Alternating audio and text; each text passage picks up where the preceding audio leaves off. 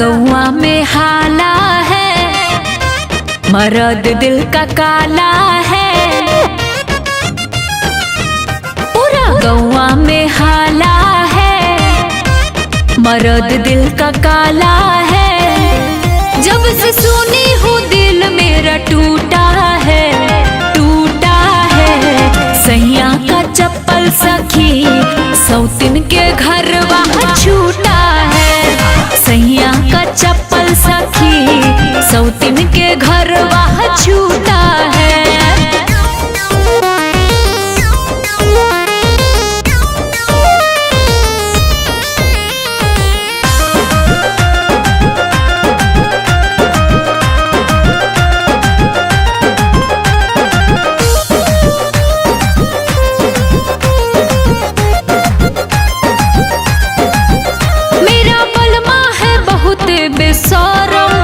सब नास दिया है जात धर्म, मन मानी खूब करता है। इसको नहीं है थोड़ा भी शर्म, साफे खत्म है। मेरा बलमा है बहुत बेशरम, सब नास दिया है जात धर्म, मन मानी खूब करता है। इसको नहीं है थोड़ा भी शर्म। मैंने कई बेरी टोका है, बाहर जाने से रोका है, तब जाता है एक नंबर कूता है, कूता है। सैया का चप्पल सखी सौतिन के घर वहाँ छूटा है। सैया का चप्पल सखी सौतिन के घर वहाँ छूटा है।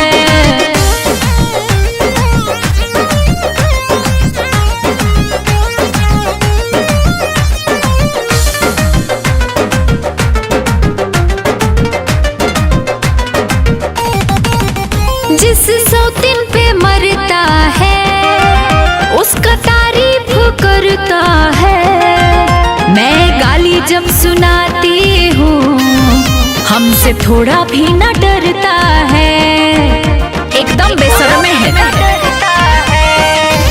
जिस सौतिन पे मरता है उसका तारीफ करता है।